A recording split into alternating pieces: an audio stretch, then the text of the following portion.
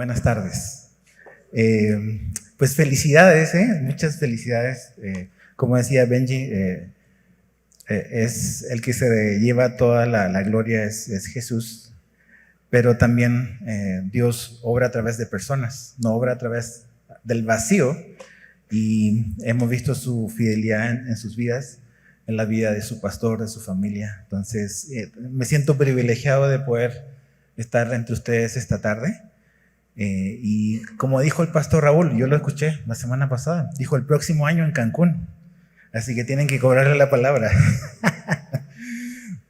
Abre tu Biblia, por favor. Vamos juntos a Primera de Juan, capítulo 5. Hoy va a haber como una pausa en la serie que ustedes están llevando, pero creo que es bueno cuando llevamos cierto tiempo mirar y ver todo el camino en el cual Dios nos ha traído, darle gracias a Dios como lo que estamos haciendo esta tarde, pero también como que recordar verdades que Dios quiere que nunca olvidemos. Hay cosas que necesitamos saber. ¿Por qué es importante saber ciertas cosas? ¿Por qué es importante lo que pensamos? Y es porque todos vivimos basado en lo que pensamos. Entonces, lo que tú pienses respecto a Dios, lo que tú pienses respecto a la vida, lo que tú pienses respecto a muchas cosas va a determinar la forma en la que vivimos. Entonces, Dios en su palabra nos da razones, nos da cosas que necesitamos traer a nuestra memoria, traer a nuestra mente, porque vivimos en un mundo que está cambiando muy, muy rápido, y lo que ayer era malo, hoy es bueno, y lo que siempre ha sido bueno ahora ya se considera como malo. Entonces, en esta porción vamos a estar esta tarde leyendo desde los versos 13 hasta el final del capítulo 5. Juan nos recuerda 5 cosas, 5 certezas que tenemos como cristianos, cosas que necesitamos saber, y si ya las sabemos necesitamos recordarlas, y que creo que son importantes para poder seguir caminando la carrera de la fe de una manera que honre a Dios. Entonces, si estás ahí, vamos a leer nada más unos versículos al inicio, después vamos a leer todo. Pero voy a leer en 1 Juan 5, verso 13, leo de la Nueva Biblia de las Américas, por si acaso, para que sepas, y dice así, dice: estas cosas les he escrito a ustedes que creen en el nombre del Hijo de Dios, para que sepan que tienen vida eterna.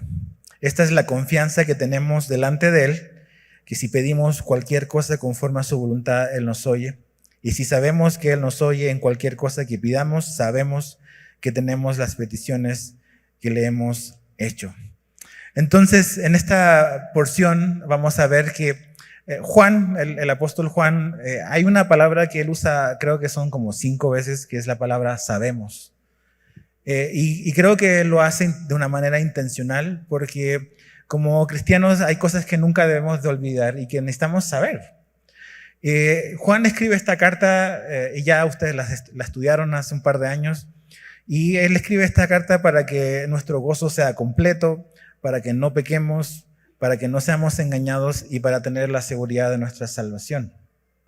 Ahora, él nos da razones para todas estas cosas. No es nuestra fe como cristianos, no es una fe basada en una emoción o en un sentimiento, sino en hechos concretos, en cosas, en verdades eternas que necesitamos agarrarnos de ellas.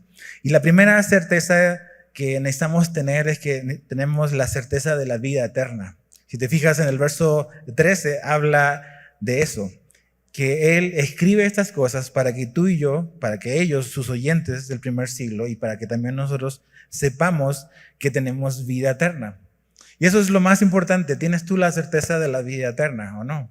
A lo mejor esta mañana estás acá porque algún amigo te invitó, algún familiar te trajo, y es importante que te hagas esta pregunta. ¿Tienes tú la vida eterna? ¿No? ¿Qué pasaría contigo si hoy entras en la eternidad? ¿Estás seguro dónde vas? Y la Biblia nos da las respuestas para esa pregunta. ¿Cuál es la vida eterna? Ahí a lo mejor está el grupo de las personas que creen, que han creído en Jesús. La mayoría de nosotros hemos creído en Jesús. Hay personas que no creen en Jesús. Y hay otro grupo que yo a veces digo que son los que creen, pero en el fondo no creen todavía. Entonces necesitamos resolver eso en nuestra vida, dónde estamos parados. Hemos realmente creído, porque Juan quiere que tengamos de verdad esa certeza, que estemos seguros de nuestra salvación. Ahora la pregunta es, ¿podemos tener certeza sobre nuestra salvación? Y la respuesta es sí, sí podemos tener certeza, sí podemos ver ciertas cosas que son importantes para saber si realmente estamos en la fe o no. No vamos a leer los textos, pero yo te los voy a dar para que después los puedas leer si quieres. Pero en la misma primera de Juan da ciertas evidencias que nos van a ayudar a poder tener la certeza de la vida eterna. Son cosas objetivas.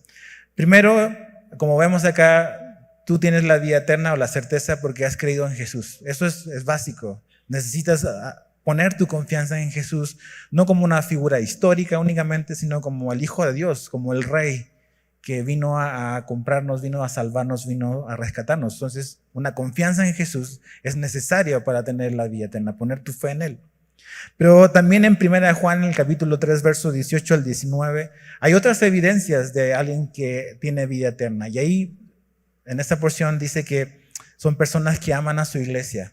Una evidencia de alguien que tiene vida eterna es alguien que ama a la iglesia de Cristo. No puedes amar a Jesús y no amar a su iglesia. Esas ambas cosas van juntas. Una tercera evidencia de que tienes vida eterna está en el capítulo 3, versos 2 y 3.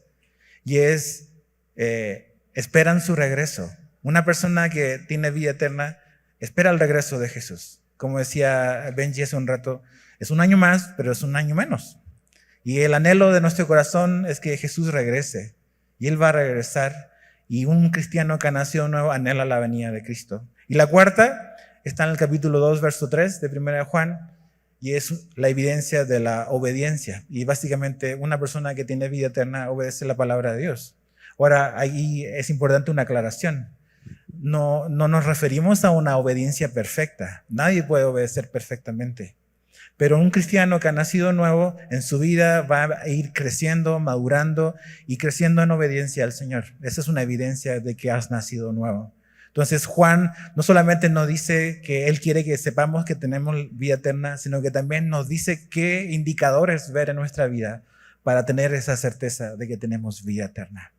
Ahora, en el verso 14 al 15 habla de esta confianza que tenemos delante de Él, que si pedimos cualquier cosa conforme a su voluntad, Él nos oye. Tenemos ese privilegio de que Dios nos oye, que Dios nos escucha, que tenemos un acceso seguro, tenemos un mediador perfecto en Cristo que nos abrió la puerta para que nuestras oraciones, tus oraciones sean oídas delante del trono de Dios. Puedes leer Hebreos 4. Ahí se nos habla de que tenemos un acceso y podemos acceder a Dios con confianza y poder saber de que Él realmente está interesado en nuestra vida. Tú y yo como cristianos tenemos esa certeza, esa seguridad de que no tienes que estar como que tratar de imaginándote o preguntando, ¿será que Dios quiera realmente oírme hoy? ¿Será que Dios tenga tiempo para escuchar mi oración? ¿Será que realmente esté interesado en mi vida o no? No necesitamos hacernos esa pregunta. La segunda razón por la cual Juan escribe esta parte es para que tú y yo tengamos esa certeza de que Dios nos oye. Eso es algo incuestionable. Y es un privilegio que tenemos. Un privilegio que tenemos como cristianos, que no tienen todas las personas. Dios escucha nuestras oraciones como sus hijos. Ahora, es muy importante entender algo, que nuestras oraciones, aquí Juan dice, da como que ciertas calificaciones que debemos de tener o que debe de tener nuestra vida de oración para tener esa certeza de que Dios nos oye. Si te fijas ahí en el verso 14 dice que si pedimos cualquier cosa conforme a su voluntad. Cualquier cosa conforme a su voluntad. Entonces, ¿cómo podemos tener certeza de que Dios nos oye? Si pedimos conforme a su voluntad. Creo que nuestra oración, tu oración, la oración de cada creyente debe de tener ciertos ingredientes. Uno de ellos es lo que pedimos en oración debe ser consistente con el carácter y la naturaleza de quién es Jesús. ¿Por qué digo eso? Porque en el Evangelio de Juan, en Juan 16, verso 23, Jesús le dijo a sus discípulos Si piden algo al Padre en mi nombre, Él se los dará. Entonces ahí dice, lo que ustedes pidan al Padre en mi nombre, Él se los va a dar. Entonces, lo que tenemos que pensar es, lo que yo estoy pidiéndole al Padre, ¿es consistente con la naturaleza de Cristo o no? Porque, o sea, ¿cómo puedo usar su nombre para pedir algo que realmente no glorifica mucho a Jesús? Entonces, es importante de que nuestra oración debe ser consistente con quién es Jesús. Y eso creo que es un trabajo que nos toca a cada quien en su vida de oración, como examinar qué estamos pidiendo. O sea, el nombre de Jesús ahí, en medio de mi oración, va a salir manchado en el sentido de, ¿se ve feo Jesús o está alineado con lo que estoy pidiendo, con quién es Él realmente? Tiene que ver mi oración con quién es Jesús, porque estoy pidiendo en su nombre. Lo segundo es lo que dice aquí muy claramente, es que nuestra oración debe estar alineada con la voluntad de Dios. Imagínate si fuese así, como a veces algunos piensan, de que básicamente la oración es para que mi voluntad prevalezca sobre la voluntad de Dios. Si realmente la oración se trata para que mi voluntad prevalezca por sobre la de Dios, mi oración, tu oración sería algo muy peligroso. Muy peligroso. ¿Te imaginas Dios respondiera a todas nuestras oraciones con un sí? O sea, estaríamos en un caos. O sea, yo hoy quiero algo y mañana probablemente voy a cambiar, ¿no? Como tú igual. Entonces, tenemos esta certeza, esta seguridad de que gracias a Dios, Él no nos dice a todos sí. Que es bueno eso para nuestra vida. Que básicamente en mi oración y nuestra oración es una manera en la cual nos alineamos con Él, nos alineamos con su carácter, nos alineamos con su voluntad. Porque si queremos como que, primero Dios no podemos forzarlo a hacer nuestra voluntad, pero tampoco nuestra voluntad necesariamente es buena o siempre es la correcta. Realmente la Biblia dice que el Espíritu Santo intercede por nosotros porque no sabemos qué pedir. Entonces, aquí Juan dice, ok, nuestra oración debe estar alineada con la voluntad del Padre. En Filipenses 4:6, Pablo dice que básicamente podemos pedirle todo a Dios, que tenemos la confianza de orar y presentarle a Dios todas nuestras peticiones. En 1 Juan 3:22 dice que nuestra oración también tiene que estar alineada con su palabra y también motivada por amor a Él. Entonces realmente la Biblia nos da una serie de cosas que son ingredientes, que son importantes, pero el punto es ese. Dios quiere que tú recuerdes por todos los años que todavía vengan por delante para Semilla de Mostaza, que tú ya tienes la atención de Dios. Dios te está escuchando y esa es una certeza que Dios quiere darte. La oración no es para venderle mi buena idea a Dios, como muchas veces queremos hacer. Le presentamos nuestro proyecto a Dios. Entonces le decimos, Señor, mira, esto es lo que tengo, esto es lo que se trata. Entonces es bueno, va a ser bueno para mí, va a ser bueno para mi familia, incluso va a ser bueno para el ministerio, bueno para la iglesia. Y le estamos vendiendo nuestra buena idea a Dios para que nos diga que sí. Pero no es para eso. La oración es para buscar la voluntad de Dios, para que su voluntad sea hecha. Y es algo que Jesús mismo nos modeló. O sea, Jesús nunca enseñó algo que Él no vivió en su vida. O sea, este asunto de hacer la voluntad del Padre es algo que Jesús mismo practicó en su vida. En Mateo 26:39, en la oración de Jesús, Jesús dice, Padre mío, si es posible, que pase de mí esta copa, pero no sea como yo quiero, sino como tú quieras. Ahí mismo Jesús, en el momento quizás más tenso de su vida, donde está orando, son las horas previas a la cruz, Jesús nos enseña no solamente con su doctrina, sino también con su ejemplo, que Él también, su prioridad era hacer la voluntad del Padre. Entonces, Dios te escucha. No sé cuántos de ustedes algún día logren quizás tener una cita y una entrevista con el presidente de la República, ¿no? Pero algo que nunca debes de olvidar es que todos los días Dios te puede escuchar y te oye. A veces pensamos, si nada más tuviera acceso a tal persona, si tan solo X persona escuchara mi historia, escuchara mi situación, si tan solo tuviera los conectes correctos para que mi caso se oyera en otro lugar, esta situación cambiaría. Pero nunca te olvides de esta certeza, que todos los días, las veces que tú quieras, que tú necesites, tú puedes acceder al Padre. Que Él está más interesado en tu vida de lo que piensas y de lo que a veces realmente estamos conscientes. Dios, el Padre, está solo a una oración de distancia de poder entablar una comunicación con Él. Entonces, Juan quiere que tengas esa certeza. Dios te oye. Ahora, en nuestra vida de oración, ¿por qué vamos a pedir? Y creo que en el verso 16 al 17, Juan nos da una buena idea por lo cual podemos pedir en oración. Dice, si alguien ve a su hermano cometiendo un pecado que no lleva a la muerte, pedirá, y por él Dios dará vida a los que cometen pecado que no lleva a la muerte. Hay un pecado que lleva a la muerte. Yo no digo que se deba pedir por ese. Toda injusticia es pecado, pero hay pecado que no lleva a la muerte. Aquí quiero detenerme nada más en una cosa. Y es que creo que esta idea va unida a la anterior. Por eso estudiamos la Biblia verso a verso, para entender el contexto.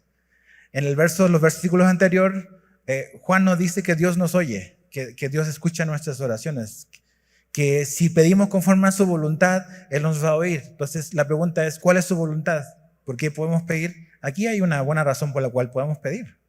Por tu hermano que ha caído en pecado. Y esa es una buena razón por la cual orar. Y algo muy importante que está implícito aquí, y es que los hermanos en la fe van a caer y van a pecar.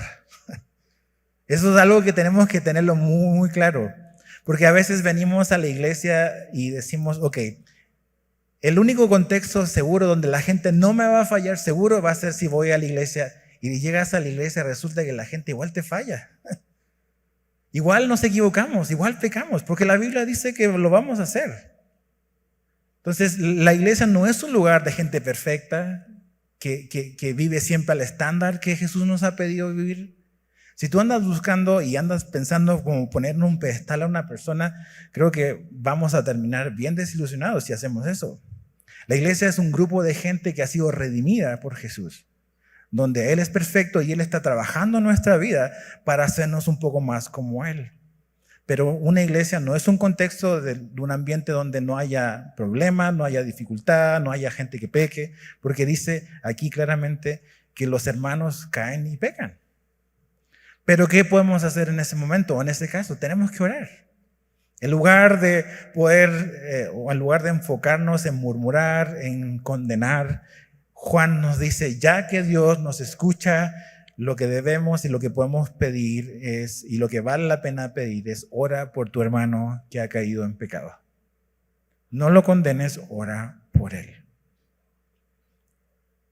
Ahora, generalmente cuando alguien cae y hace algo, somos buenos para como condenar, ¿verdad? O sea, ¿qué onda con él? O sea, no era cristiano, seguro no era cristiano. Y empezamos una serie de cosas en nuestra mente, pero Juan nos dice, no perdamos el tiempo en eso, mejor enfoquémonos en orar. Un buen ejemplo de eso, de que Dios escucha nuestras oraciones cuando oramos por nuestros hermanos que han caído o que están en el error, es Job. Job en el capítulo 42, verso 8, dice, Job oró por misericordia por sus 3 amigos. Lo puedes leer ahí después. O sea, imagínate los amigos que tenía Job. No eran muy buenos amigos, no le dieron muy buenos consejos. Pero realmente eran amigos insensatos. Y dice que Job oró por ellos y Dios oyó la oración de Job. En otra historia, en una historia que ustedes están estudiando los miércoles, me parece, el libro de Éxodo, ¿verdad? ¿Éxodo miércoles? Perdón, domingo, sí, domingo. Moisés, un hombre que, como tú y yo, que Dios lo llamó a una gran tarea.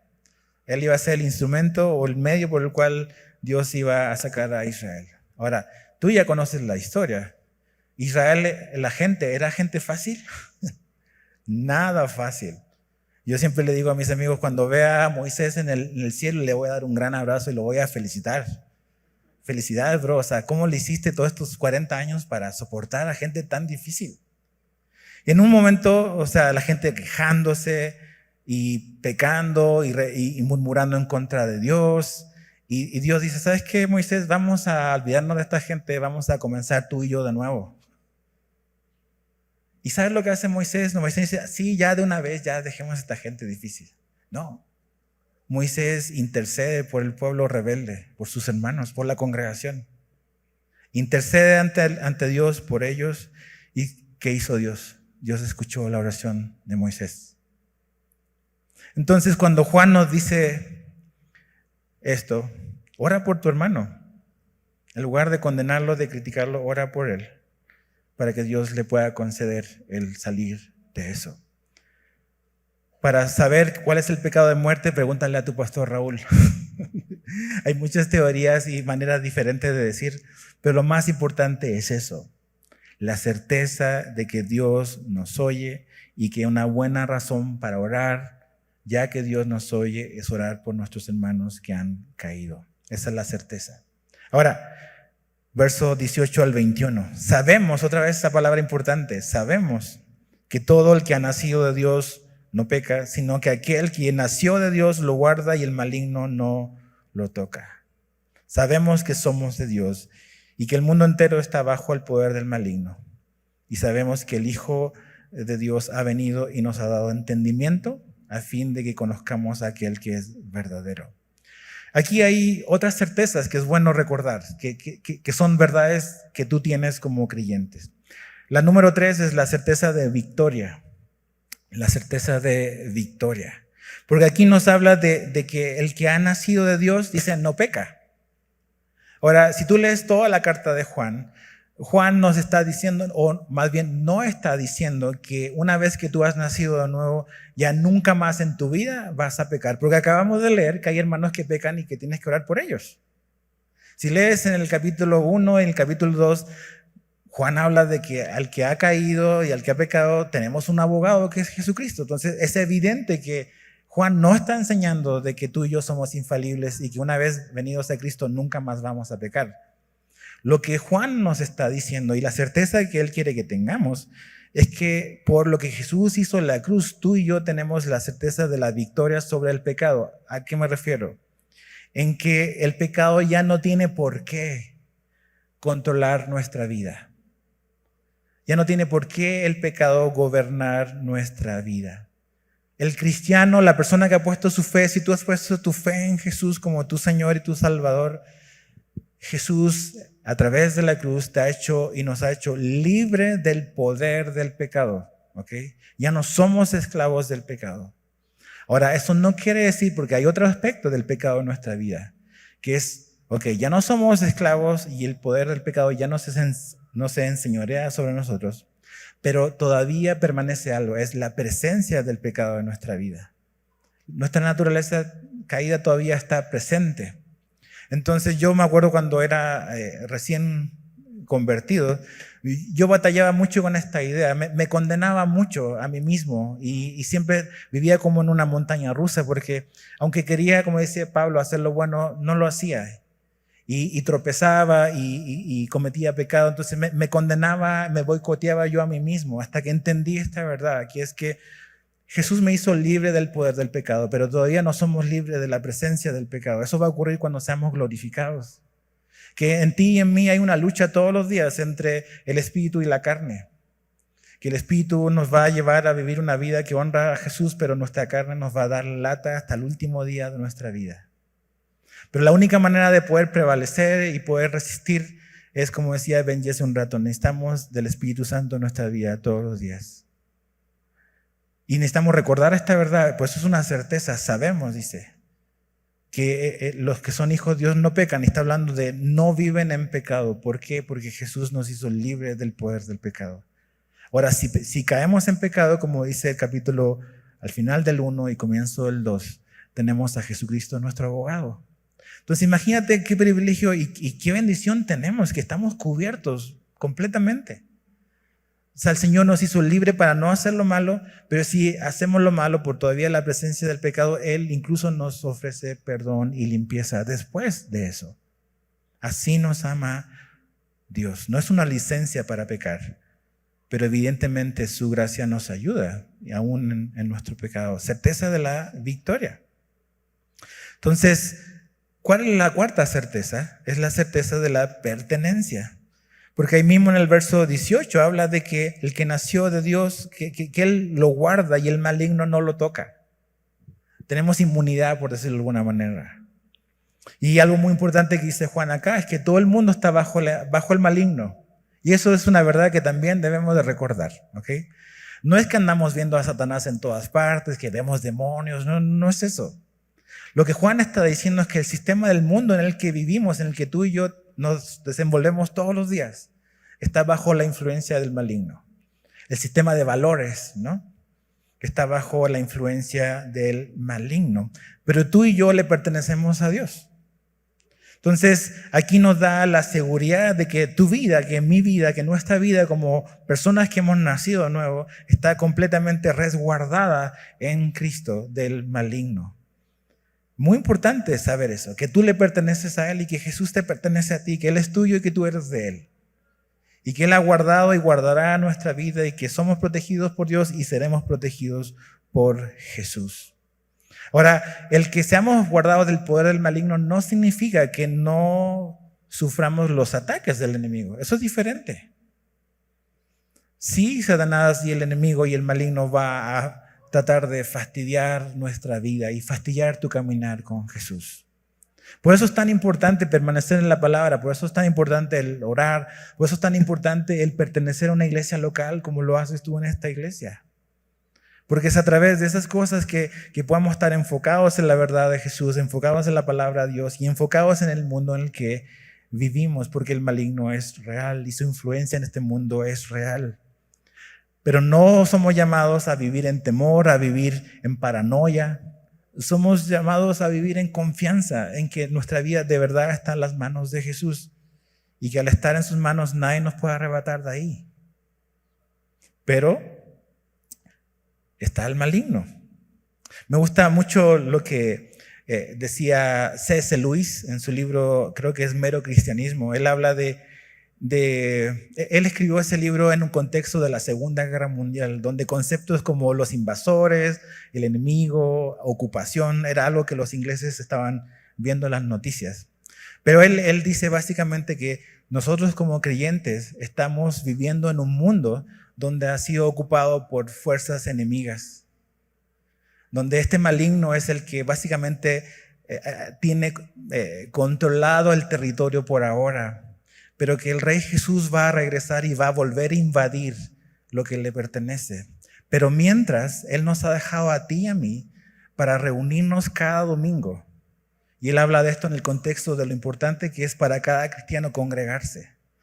Él dice, los creyentes se reúnen cada domingo para poder recibir instrucciones de su Rey, para salir a este mundo y boicotear este mundo que está en manos del enemigo. Dice, por eso es sumamente importante poder pertenecer a una iglesia local. Porque nosotros somos la resistencia, dice él. Somos llamados a boicotear el sistema de valores de este mundo, viviendo en la luz, viviendo en la verdad, viviendo para nuestro Rey Jesús que va a invadir esta tierra nuevamente. Eso es lo que creemos. Entonces, sí, el maligno es real, pero tú y yo somos guardados, no estamos exentos de sus ataques, pero podemos vivir vidas seguras y confiadas en Jesús. Ahora, algo muy importante que creo que es bueno recordar. Cuando aquí se nos dice que somos de Dios y que Él nos guarda, tenemos que entender que las cosas y las circunstancias, sea cual sea lo que estás viviendo hoy, como un creyente, como un cristiano, a lo mejor estás pasando por una prueba, a lo mejor estás pasando por una prueba de salud, una prueba familiar, una prueba matrimonial o algo que vino a tu vida de una manera que no esperabas. Y tú dices, ¿cómo puedo puedo entender o asimilar que mi vida está segura y que yo estoy guardado por Dios si mira lo que me está pasando? ¿Será que esta situación se le salió del control a Dios? ¿Será que realmente Satanás o el maligno es más poderoso de lo que pienso? ¿Qué será? Y algo muy importante es que no tenemos que entender no tenemos que entender la Biblia a través de nuestra historia que estamos viviendo, sino que tenemos que entender la historia de Dios primero para poder entender nuestra historia. Entonces, ¿a qué voy con esto? Tu vida sí está guardada en las manos de Dios. Estás segura ahí. Y lo que sea que estás viviendo, que probablemente es muy difícil y es muy duro, y a lo mejor no entiendes el porqué todavía, nuestra confianza y nuestra seguridad en que nuestra vida está guardada es que lo que sea eso que estás viviendo pasó por el escritorio de Dios primero. Pasó por su escritorio. O sea, eso tiene la validación de Dios. Y tú dices, ok, esto está muy difícil. ¿Por qué Dios permitió esto? No lo sé, pero es para tu bien. No lo entiendo, pero es para mi bien. No, me quiero resistir a ello, pero Jesús me llama a abrazar mi dificultad y confiar en Él. Mi vida sí está guardada y Dios solamente va a permitir ciertas cosas con cierta intensidad únicamente para lograr sus propósitos buenos y eternos en tu vida. Porque tu vida sí está guardada, sí está segura. No podemos basarnos en lo que sentimos, no podemos basarnos en a lo mejor el consejo que nos dan, como los amigos de Job le dieron a Job. Tenemos que vivir por lo que sabemos, no por lo que sentimos. Esa es la palabra clave en esta sección. Sabemos. El cristiano vive por lo que sabe, no por lo que siente. Porque si tú y yo vivimos por lo que sentimos, ¿sabes cómo va a ser nuestra vida? Una montaña rusa, de arriba para abajo. ¿Cómo me siento hoy? Pues hoy me siento deprimido, pues así voy a andar. O hoy me siento muy alegre. Esas cosas dependen de las cosas que suceden en la vida, pero Dios quiere que tú y yo vivamos por las verdades eternas que debemos de saber. Y una de ellas es eso, que Dios nos guarda y el maligno no nos toca. Le pertenecemos a Él. ¿Sabes? Jesús oró por sus discípulos. ¿Se acuerdan de la oración de Jesús en Juan 17? Él oró por sus discípulos, pero en esa oración, si tú la lees completa, Jesús también oró por los que venían después. Dice, yo oro por los que van a creer a través de la palabra de ellos. O sea, Jesús está orando por todas las generaciones que van a venir a través de la historia hasta un día como hoy. O sea, Jesús oró por todos los semillosos que han estado aquí por 14 años. Jesús también oró por ti. No eres un número en la mente de Jesús, eres un rostro. Es una vida para Él, es una persona. Y Jesús oró no solamente por ellos, también por los que venían a través de la fe en la predicación de ellos. Entonces, ¿por qué podemos estar seguros en la oración de Jesús? Porque el Padre siempre oye la intervención de su Hijo. Porque su Hijo siempre pide conforme a la voluntad del Padre. Jesús nunca pidió algo en contra de la voluntad del Padre. Entonces Jesús, cuando intercede por ti, el Padre está escuchando su intercesión por ti y por mí. Podemos estar tranquilos y seguros. ¿Y qué nos dice Jesús ahí en Juan 17? No te ruego que los saques del mundo, sino que los guardes del maligno. A veces mi oración es, Señor, ya sácame de este mundo. ya no quiero más esto. Pero Jesús dice, no se trata de lo que tú quieres, Edgar. Yo te voy a guardar. Te dejé ahí con un propósito y mientras ese propósito esté vigente, yo te voy a guardar. Una persona decía algo muy, muy, muy interesante. Dice, todo cristiano es indestructible hasta que su propósito se termina en la vida. Mientras tú estés caminando a los propósitos de Jesús, tu vida es indestructible aquí. Porque Dios va a guardar tu vida para que tú cumplas sus propósitos. En el momento en que sus propósitos se acaban, Él te va a llevar, Él nos va a llevar. Entonces, camina en sus propósitos, camina en su voluntad, camina en su palabra. Él ha orado, Jesús ha orado para que el Padre guarde tu vida. En Lucas 22, verso 31 al 32, Jesús la noche previa a la cruz le dice a Pedro, le dice esto, dice: Simón, Simón, he aquí Satanás os ha pedido para zarandearos como a trigo. Imagínate esa palabra, zarandear, o sea, le va a dar una sacudida tremenda a Pedro y a todos los otros apóstoles. Dice, pero, esos son los peros llenos de gracia en la Biblia. Pero yo he rogado por ti. Dice, que tu fe no falte y tú, una vez vuelto, confirma a tus hermanos. Todos conocemos la historia de Pedro. Efectivamente, esa noche fue zarandeado muy, muy fuerte. Y falló. Pero Jesús oró para que, a pesar del tropezón, la fe de Pedro no fallase. Para que él pudiese ser restaurado de ese tropezón. Y la razón por la cual Pedro pasó la prueba, en el sentido de que se pudo volver a levantar y no se alejó de Jesús, sino que permaneció, fue la intercesión de Jesús. O sea, Pedro pensaba yo puedo enfrentar esta dificultad nada más echándole ganas. Si yo quiero, yo puedo. Esa es la mentalidad hoy del mundo. Si yo quiero, yo puedo. Pero Pedro descubrió algo que todos debemos de saber, es que querer no es poder siempre. Que necesitamos algo más que nuestra voluntad y echarle ganas. Necesitamos el poder de Dios en nuestra vida. Imagínate lo que Pedro vivió todos los días de su vida, cada vez que oía un gallo cantar. ¿Has pensado en eso? O sea, en Israel, tú vas a Israel y los animales andan ahí. Probablemente Pedro escuchó gallos cantar todas las mañanas.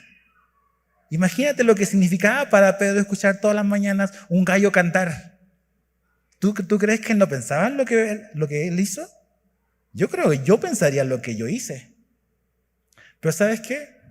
Cada vez que él escuchaba un gallo cantar, probablemente él recordaba su fracaso, pero recordaba la gracia de Dios, que fue más grande que su fracaso.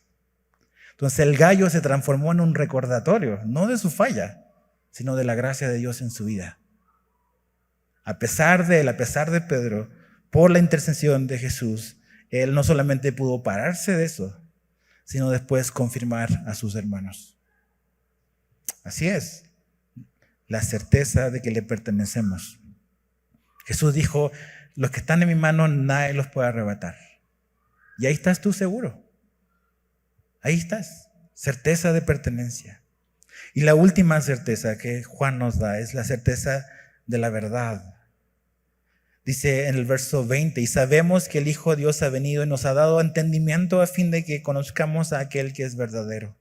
Y nosotros estamos en aquel que es verdadero, en su Hijo Jesucristo. Este es el verdadero Dios y la vida eterna. 3 veces dice verdadero, verdadero, verdadero. O sea, Juan quiere y Jesús quiere que tú sepas de que Él es verdadero y que tú al confiar y poner tu fe en Él, estás en lo que es la verdad. Hoy en día vivimos en un mundo donde la gente ya no está interesada en la verdad. Está interesada en ser correcto. Está interesado en ser tolerante. No necesariamente en conocer la verdad y estar en la verdad. Pero Jesús es la verdad. No podemos sacrificar la verdad. Y aquí 3 veces nos dice que Él es verdadero, que estamos en Él, que es verdadero. Entonces, estamos en la verdad sobre Jesús, en quién es Él y lo que Él ha hecho por nosotros. Y también estamos en la verdad sobre qué es necesario para la salvación del hombre. La fe y la confianza en Jesús. Eso es lo que necesitamos para poder tener vida eterna. Entonces Juan termina de esa manera, recordándole a los oyentes del primer siglo y también nos recuerda a nosotros que debemos de permanecer en la verdad ahora que ya la conocemos. Estaba un poco como que tratando de entender este concepto, esta palabra que el Nuevo Testamento habla de la verdad. Porque hoy en día decimos o te dicen, no es que esa es tu verdad. Yo tengo mi verdad. Hay tal cosa, hay muchas verdades. No hay tal cosa. Entonces, la palabra o una de las definiciones que el Nuevo Testamento da para la palabra verdad también se puede traducir como realidad. Entonces, eso es importante porque cuando tú analizas diferentes verdades de diferentes personas, tú puedes decir, bueno, ¿cómo poder saber? Jesús nos dice que lo que Él nos muestra, esa es la realidad. Pues yo te decía hace un rato, hoy en día la gente quiere alterar la realidad, quiere modificarla lo que es real. Pero realmente cuando estamos en Jesús, cuando Él abre nuestros ojos, cuando un día Él abrió tus ojos y salió a tu encuentro y dejaste de ser ciego, Dios te hizo ver en Jesús y a través de Jesús la realidad de las cosas. ¿Cómo son las cosas de verdad? Y esa es una certeza que Juan quiere que tú y yo tengamos. Que estamos en la verdad. Que su palabra es la verdad. Que Jesús es la verdad. Y por eso quizás dices, oye, qué manera más extraña de terminar Juan su carta. Dice el verso 21, hijos, aléjense de los ídolos. Como que dices, eso está como que fuera de contexto. Para nada. Porque Jesús está contrastando los ídolos con Jesús, que es la verdad. Lo que Juan está diciendo es que los ídolos no son verdad, pero que Jesús sí es lo verdadero. Entonces, ¿dónde tienes puesta tu fe y tu confianza hoy? ¿En Jesús lo verdadero o en línea en blanco? Ahí tú lo puedes completar, que no es verdadero. Por eso dice, ok, si hoy tu fe y tu confianza no está primera y únicamente en Jesús, que es lo verdadero, tienes que huir de lo que sea que esté en esa línea en blanco en la cual tú has puesto tu confianza. Huye de eso. ¿Sabes por qué? Porque todos los ídolos te van a dejar mal, te van a fallar. El único que nunca va a fallar y que nunca va a cambiar y que siempre va a ser fiel a quien es Él, es Jesucristo. Y como hoy estamos viendo, estamos comprobando que en estos 14 años y en estos 2000 años de historia de la iglesia de Jesucristo, Él es fiel y verdadero. ¿Por qué? Porque Jesús dijo que ni siquiera las puertas del Hades van a prevalecer en contra de su iglesia. Y ustedes son un testimonio de que Jesús es fiel y es verdadero. Él los ha sostenido estos 14 años. Él ha sostenido a su pastor, su familia. ¿Y sabes qué? Él los va a seguir haciendo. Porque Él no miente, Él es verdadero y podemos estar seguros de eso. Entonces, Padre, te damos gracias por tu palabra. Gracias por estas certezas que nos dejas, Señor, en tu palabra escrita. Porque aunque tenemos emociones y sentimientos, Señor, tú nos has dejado algo firme y seguro del cual agarrarnos y poder traer a nuestra memoria. Cuando vemos en nuestro mundo alrededor, Señor, cómo las cosas cambian rápidamente. Y a lo mejor la incertidumbre del futuro, la incertidumbre de las cosas que cambian pueden darnos temor o llenarnos de ansiedad. Tú siempre nos traes a tu palabra, a recordar lo que debemos de saber. Entonces graba estas cosas en nuestro corazón. Ayúdanos a vivir por medio de ellas, Señor. Y gracias porque tú siempre tienes algo que decirnos. Te lo pedimos y oramos estas cosas en el nombre de Jesús. Amén.